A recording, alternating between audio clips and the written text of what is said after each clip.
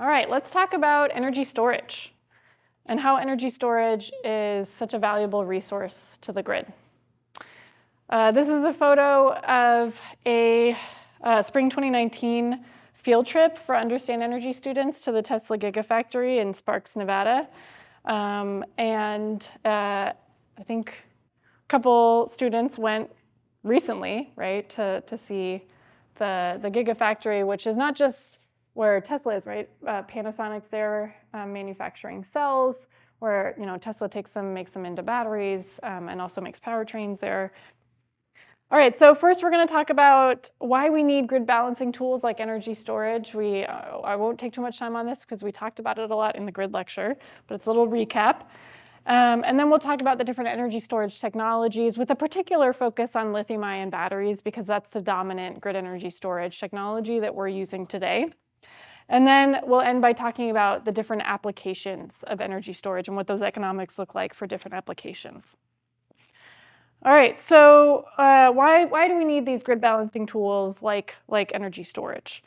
And we talked about how grid operators, they need to balance supply and demand in real time, and that's becoming more challenging for a variety of different reasons, one of which is safely integrating more and more renewable energy into the grid.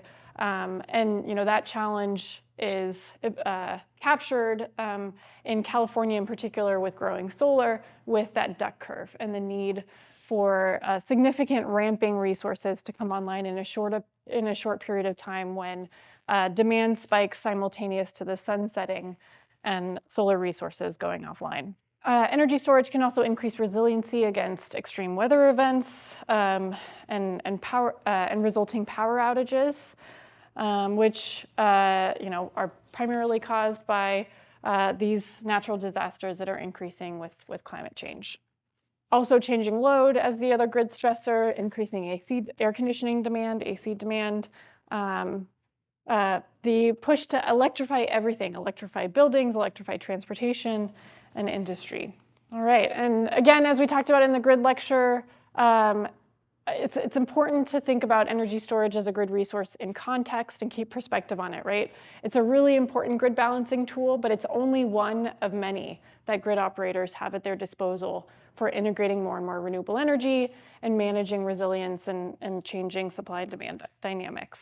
So the reason why that we're talking about energy storage and the reason why it even has its own lecture today is because we've seen steep battery cost declines over the past decade plus, resulting from innovation and manufacturing scale, largely actually driven by electric vehicles and consumer electronics, but with spillover benefits for the grid, right? Because these cost declines paired with the increasing need for grid balancing resources have enabled batteries to competitively provide multiple critical services to the electricity grid.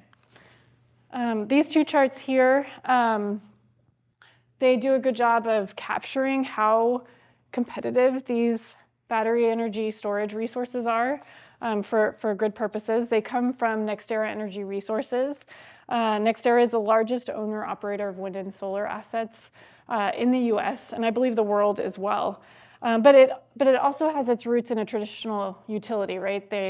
Florida Power and Light is a subsidiary, and NextEra owns about several gigawatts of nuclear and natural gas power plants. So they know how much it costs to operate those power plants, not just to build, but to operate them on an ongoing basis. So when a public company like NextEra releases charts like these that show that near firm wind and solar, which refers to wind and solar paired with 4 hours of batteries, is more competitive than existing nuclear and existing natural gas and existing coal. I mean, that's kind of a big deal, right? Disruptive for the grid. And existing means that you're looking at marginal cost to operate, right? It's a reminder too that one of the reasons why we're seeing this acceleration of coal and nuclear power plant retirements is not because they're old, but because they can't compete, particularly in the ISO and RTO regions where we have these competitive electricity markets where they're exposed to that competition and can't be protected by a monopolistic utility. And this is just showing how those economics changed post-Inflation Reduction Act and pre-Inflation Reduction Act. So the chart on the left is unsubsidized, and you can see still competitive on an unsubsidized basis. The chart on the right is subsidized with those federal tax credits that we've talked about, and we'll dive into more detail on. So this chart, it shows the ramp-up time of generating technologies that typically are dispatched in ancillary services markets. You've got the peaker natural gas plants that have traditionally been used in those ancillary services markets because they can ramp up and down really quickly, but they're fairly costly to do that. Those are the gas reciprocating engines, the GRE, the open cycle gas turbines, OCGT, and then the combined cycle gas turbines, the CCGT, little alphabet soup there. And then you've got coal as well. And in this case, the coal's already warm. It's already turned on. So it's about how quickly it can ramp up if it's already warm. But it shows you that battery energy storage, in addition to being economically competitive, they're distinguished, they're unique in its ability to respond quickly on the order of milliseconds from signals to the grid. So this is also game-changing in terms of the value that it can provide. It also checks the box on a lot of the other value characteristics of electricity. Batteries, they're modular, they're easy to site, they can be sited in people's homes, or they can be sited in big projects on the grid. They're reliable and predictable, and they typically have a low social cost, particularly if they're paired with renewable energy resources to charge. And because you can control when you charge and discharge, there is also minimal price risk. And in fact, there's price upside because you can leverage the resource to participate in energy price arbitrage on the market and make money. A good analogy that we like to use for energy storage and battery energy storage particularly is that it's like a Swiss Army knife for the grid, where all the other generation resources were like butter knives. You could do one thing with them, right? Cut butter. But energy storage is this multifaceted tool that can provide a variety of different values on the grid. For example, it can participate in multiple wholesale electricity markets and stack multiple different values as a result. That's can be a game changer. So we'll talk about that value stacking and what that means for the economics of batteries. But first, let's talk about the different energy storage technologies. The dominant grid energy storage resource on the grid worldwide and in the US is pumped hydro storage. The amount of pumped hydro storage that's available, though, is fairly small relative to our electricity demand and generation. So grid operators have had historically a very limited ability to store electricity. But we haven't seen a lot of pumped hydro storage growth on the grid because of those challenges of finding sites that have reservoirs, a higher reservoir and a lower reservoir where you can pump water between those different reservoirs to store that potential energy. And permitting is very challenging, right? Every once in a while we see new projects announced, including one actually in eastern Nevada that took me a little bit by surprise. But by and large, pumped hydro storage is not experiencing a lot of growth. Where the growth really is happening is in electrochemical energy storage. We're also seeing growth in things like thermal energy storage and some of the other non-electrochemical energy storage technologies, but the bulk of that growth is coming from electrochemical and primarily lithium-ion batteries. So there are a lot of different energy storage technology types, perhaps some that haven't even been thought up yet. Like I said, I'm not going to go into the details of the different technologies, but I want to help you guys think about the different characteristics for assessing the different technologies that are out there. Cost is a really big characteristic and consideration when it comes to battery energy storage, or energy storage in general. Some of these technologies are more costly than others. As Hugo mentioned, pumped hydro storage is is fairly cost-effective and very mature, and batteries too have more recently become more cost-effective. Round-trip efficiency is another characteristic to consider. How much losses are involved in the charging and discharging of your energy storage technology. Energy density is really important. Lithium, we talked about how lead-acid batteries have very low energy density, but lithium-ion batteries, by contrast, and because of innovation that's happened, have high energy density. And this is something that's improved over time with innovation, which is a big reason why they become suitable for applications like transportation. All right, modularity. Like we talked about, you're not going to put a residential pumped hydro storage project in your house, right? But you can put a Powerwall in your house, also relating to that energy density a little bit too, but also just scalability. So energy versus power and this concept of discharge time are also important characteristics of energy storage. As the EPRI video talked about, energy storage projects, they're rated both in terms of power or megawatts, just like traditional power plants are rated, but the energy storage projects are also rated in terms of energy or megawatt hours for how long they can discharge at their given rated power. So using the analogy of the beer keg, the amount of beer that a keg can hold is analogous to the energy that your battery can store, and the size of the tap and the resulting flow rate is analogous to the power output of your battery at any given time. So if you have a 10 megawatt energy storage project that's capable of discharging for 4 hours, then that energy storage project has a 10 megawatt capacity and 40 megawatt hours. So how you size your project is going to depend on the desired use case or application. If you want your energy storage project to participate primarily in ancillary services markets, then you're going to have high power output, but not necessarily long duration, right? Because all you care about is, quick ramping and participating in those 15-minute to sub 1 minute, sub-second markets. So you might have, 100 megawatt energy storage project, but 50 megawatt hours. But if you're in California and you're trying to help solve the duck curve and meet that 16 gigawatt ramping need towards the end of the day over the course of 2 to 3 hours, then you're going to want a longer duration battery, right? Like 100 megawatt, 400 megawatt hour that can discharge over the course of several hours.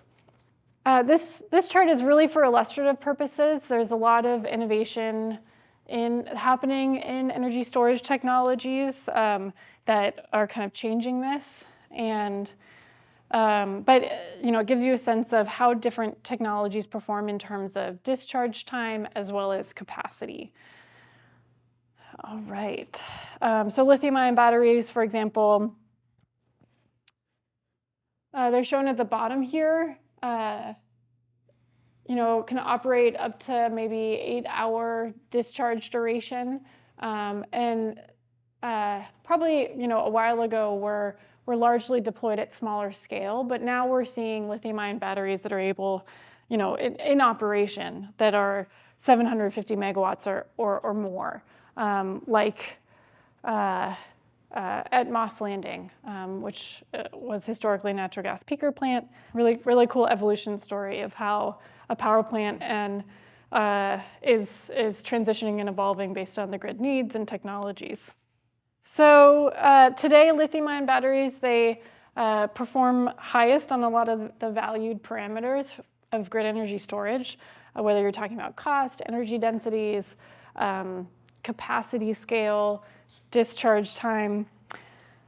They're able to be discharged over multiple hours.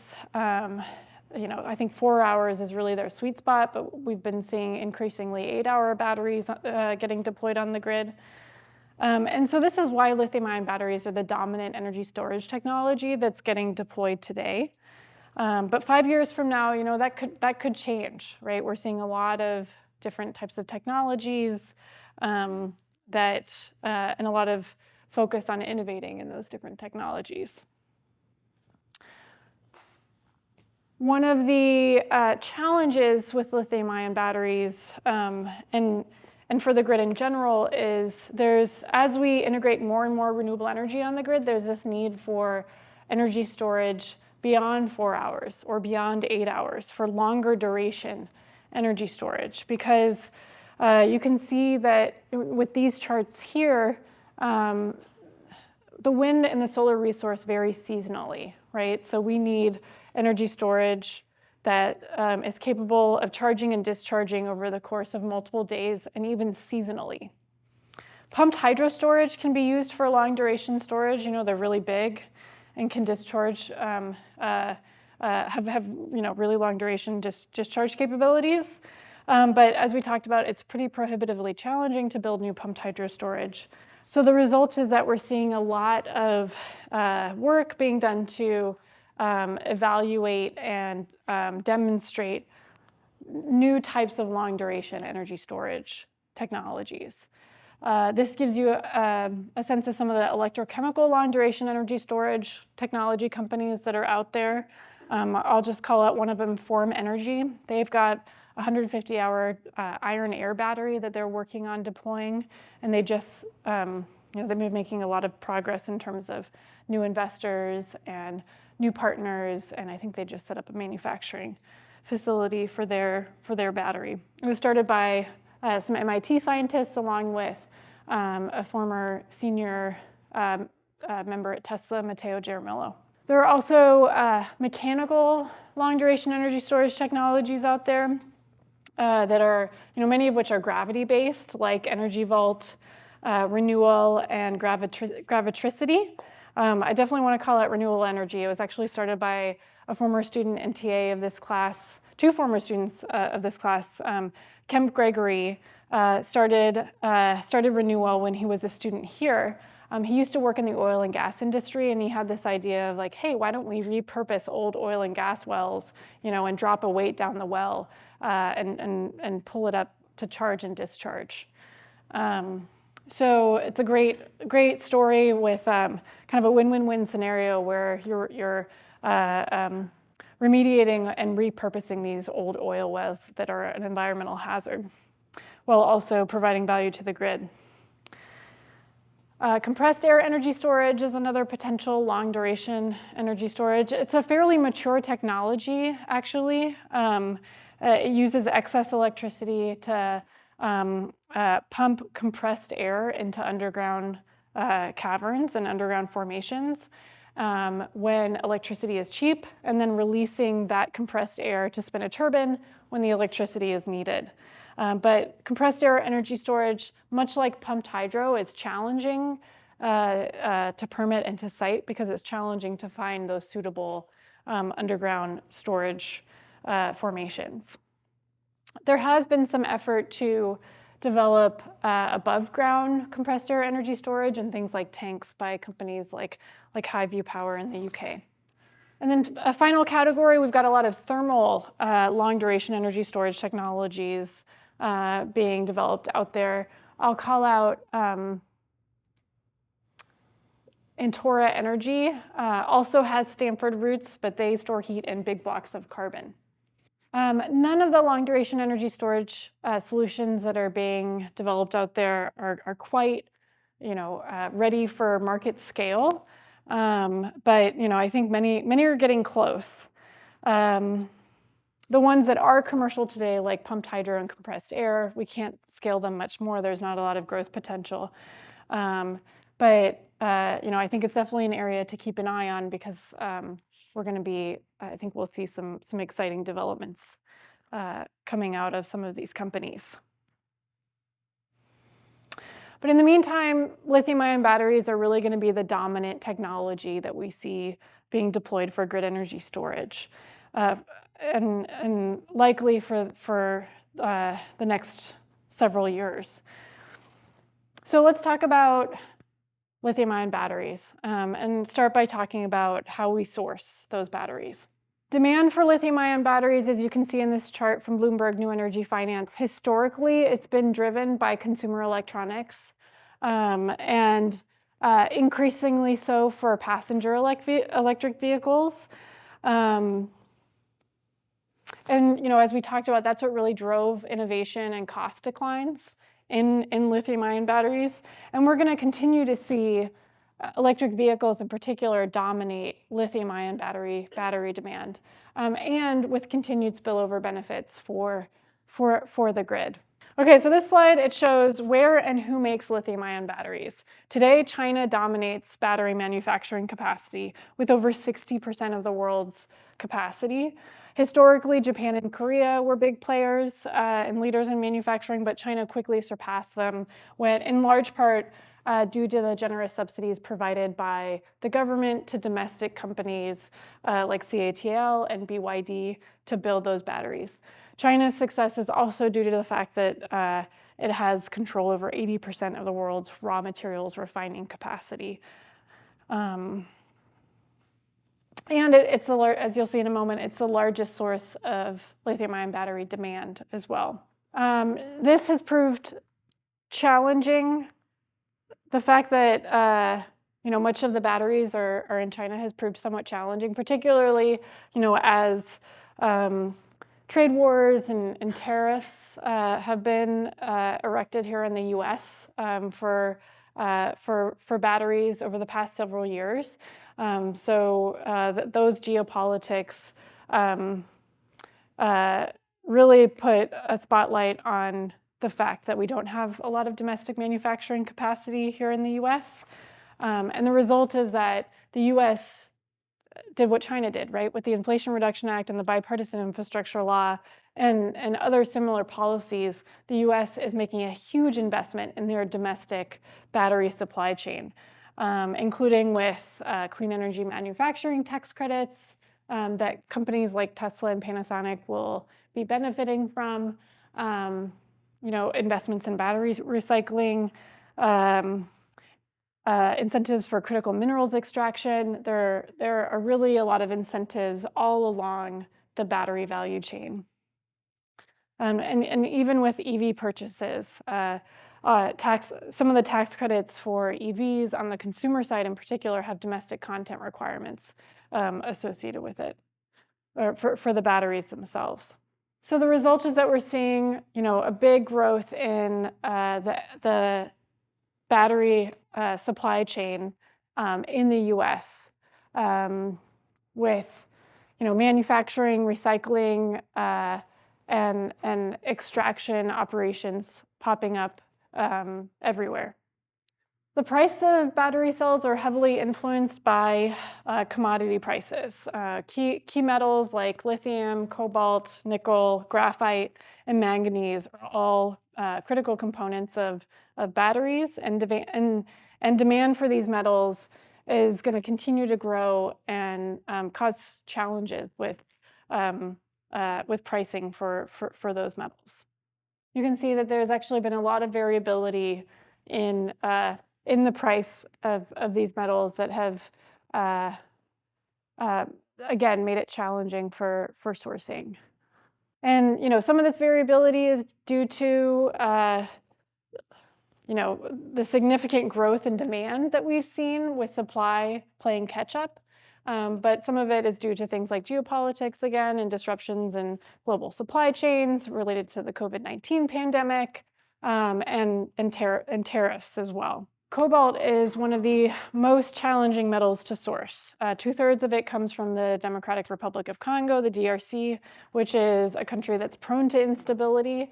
And a good chunk, about 15% of their production of cobalt, comes from these so-called artisanal mines that are sometimes illegal and have really bad environmental, management practices, and they also employ child labor. So pretty terrible source for an important energy asset that's growing today. So because of this, we're seeing lots of efforts to develop mining and sourcing of these minerals elsewhere, including domestically in the US. So one way that battery manufacturers have to manage their metal inputs is the choice of battery chemistry. There's no one single lithium-ion battery chemistry. Each battery manufacturing company has their secret sauce. And sometimes they have multiple secret sauces, right, depending on what they're building the batteries for and who they're selling it to. But there are three main categories of chemistry used today, and they refer to the composition of the cathode. You've got NMC, which stands for nickel, manganese, cobalt, LFP, which stands for lithium iron phosphate, and NCA, which is nickel, cobalt, and aluminum. So battery manufacturers, they're constantly tweaking these chemistries of their lithium-ion batteries for improving both of the cathode and of the anode. The choice of the chemistry, it has significant trade-offs, not just for the cost of the battery in terms of, as we talked about, that is influenced by the cost of those metals, but also in terms of things like energy density and safety as well. NMC, for example, it requires the most cobalt, so it can be the most expensive. But LFP requires the least cobalt and also the least nickel. But reducing the level of nickel and cobalt in a battery comes at the expense of other qualities like energy density per unit of mass,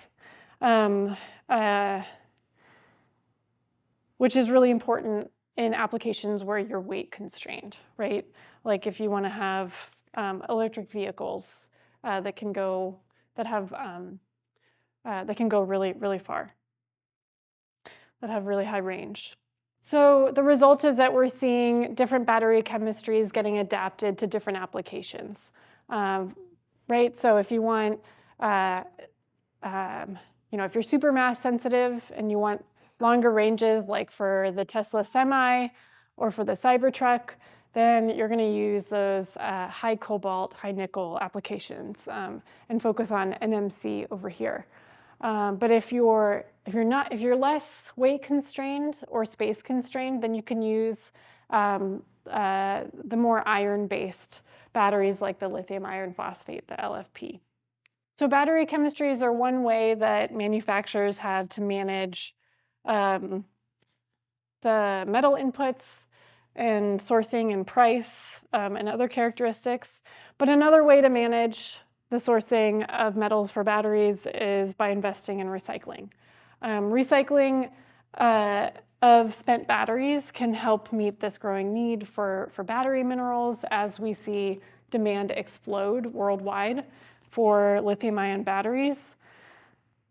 This is a slide that was taken from Tesla Battery Day back in 2020, who recycles all of their batteries and plans to continue to do so.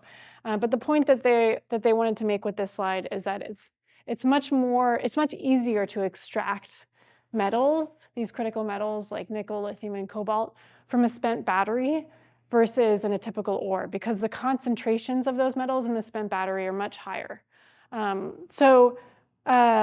We see this big investment in recycling from companies like Redwood Materials, like Tesla, like Li-Cycle, Northvolt, not because it's good for the environment, but it's good for business. And there's a use case, right?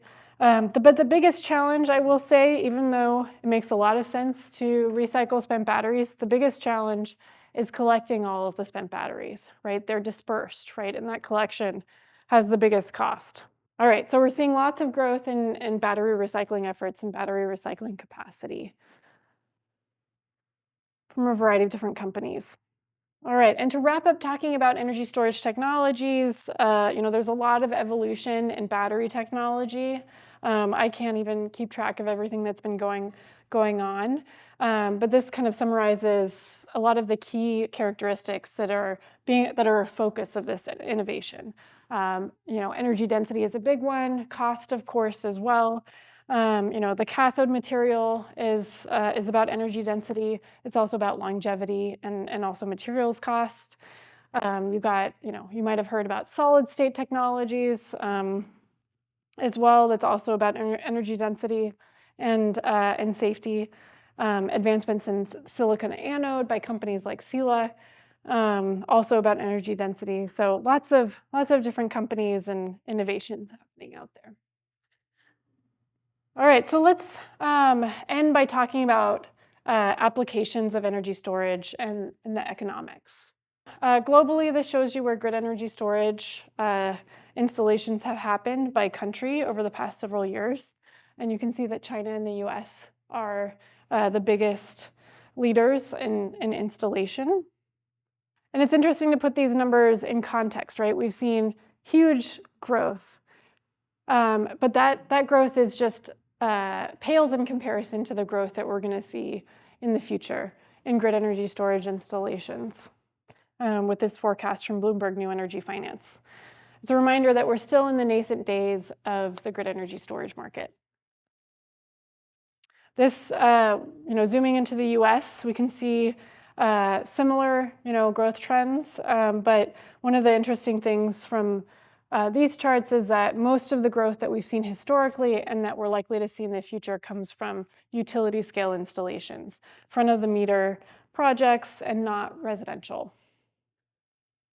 And we'll talk about why in a minute. Also, another interesting way to put this growth in perspective, last year in 2023, battery energy storage made up 13% of new electric generating capacity that was brought on to the grid in the US.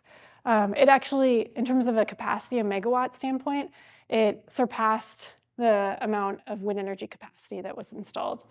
Pretty significant and new development with the blue at the top. All right, and this growth is going to be helped by, this is complicated, we're going to go into this in more detail in the Introduction to Renewable Energy lecture. This is the federal tax credit structure for renewable energy and energy storage projects in the US.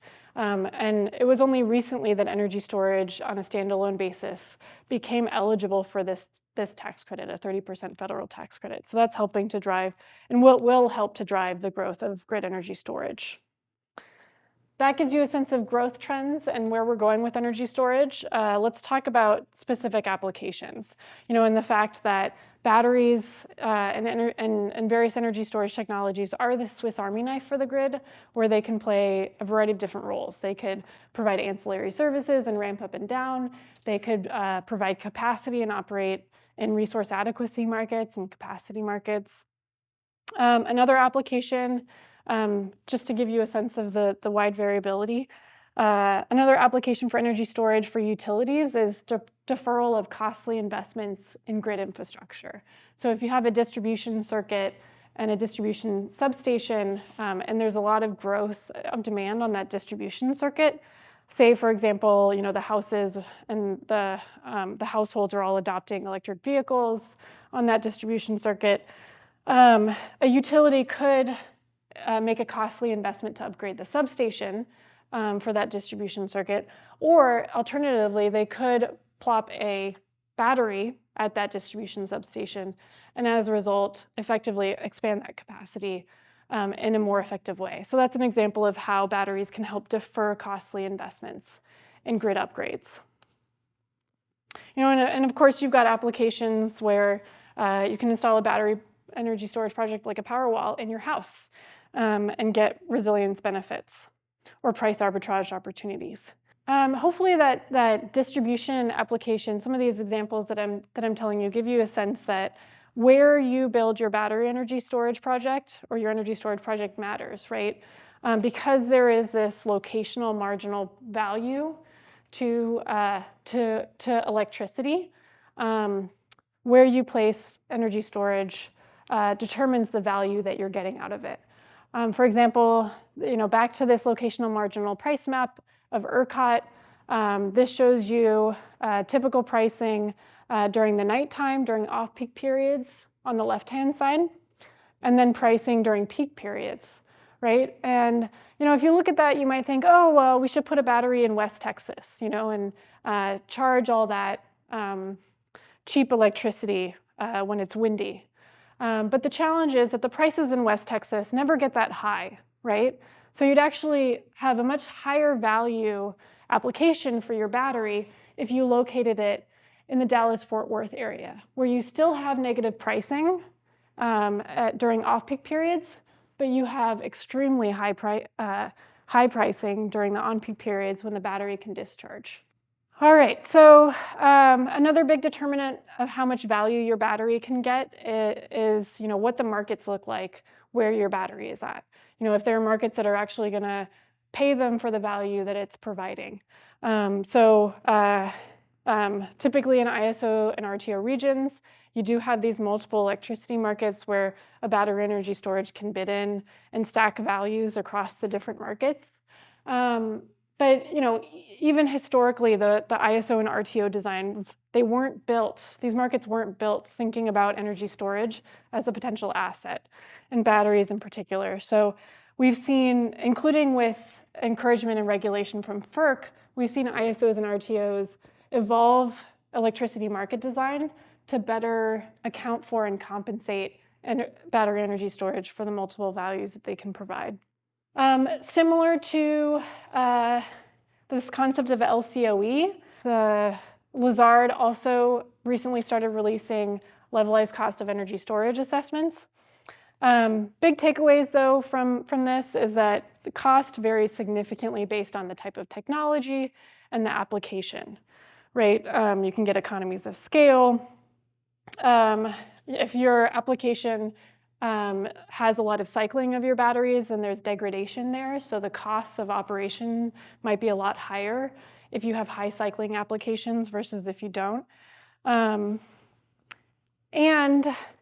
the value that you can get based on the application varies significantly. So LCOS is a lot more complicated than LCOE because you're not just looking at what the costs are of different applications. You also have to consider what the different revenue streams are for the applications as well. Like we talked about, there's revenue stacking opportunities for different applications.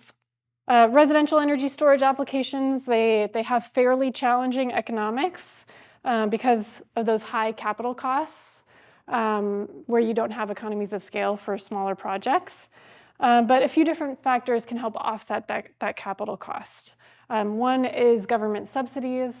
For example, California had their SCHIP incentive, the self-generation incentive program, that was a huge incentive for residential batteries in California. The need for more reliability and backup power is also another big driver. We saw an explosion of residential energy storage projects getting installed in California after 2017, which was when those first big set of wildfires caused extended power outages in California. A final driver of residential energy storage projects are what are called virtual power plants and efforts to virtually aggregate hundreds or thousands of distributed energy storage assets to get to a scale large enough to bid them into wholesale electricity markets and access more value in that way. Jigar Shah with DOE's LPO office just talks about virtual power plants like on a daily basis. Another application I want to talk about is commercial energy storage, behind the meter as well, a little bit more attractive than residential because you can get a little bit more scale, but also because commercial customers are charged based on how much energy they use, their megawatt hours, but also how much power they demand at any given time, their megawatts as well. So commercial customers can stack value in terms of the energy value provided by the battery, but also the demand value. And in many markets, commercial customers can also participate in utility demand response markets. So that's another value for energy storage that can be stacked. Also want to just call out a quick application, the fact that batteries are basically, or our EVs are basically batteries driving around on wheels. Schools in particular are a great application. There are 25,000 school buses in California. California alone, right? If we electrified all of them, then that's 60 kilowatt batteries, 25,000 60 kilowatt batteries driving around. That could be 1.5 gigawatts of battery energy storage capacity, which is huge. So we see this big push for electrification of school buses to benefit our children and benefit our schools, but also for benefiting our grid. All right, and then finally, just want to call out utility scale applications. that can operate across these different wholesale electricity markets and providing ancillary services, capacity, wholesale energy, and stack multiple applications. And you can see these are this is IRR. It's a profit metric for considering these different applications, both in terms of their cost and the value that they provide. And you can see that there's some of the most profitable applications are utility scale, but that profitability varies by market. Followed by C&I, those commercial applications. But again, that behind the meter application is going to vary based on your retail electricity price, right? The value can be a lot higher in Hawaii, for example, where electricity prices are much higher. All right, so sorry I went over a little bit, but thank you for talking about this amazing grid energy storage technology with me.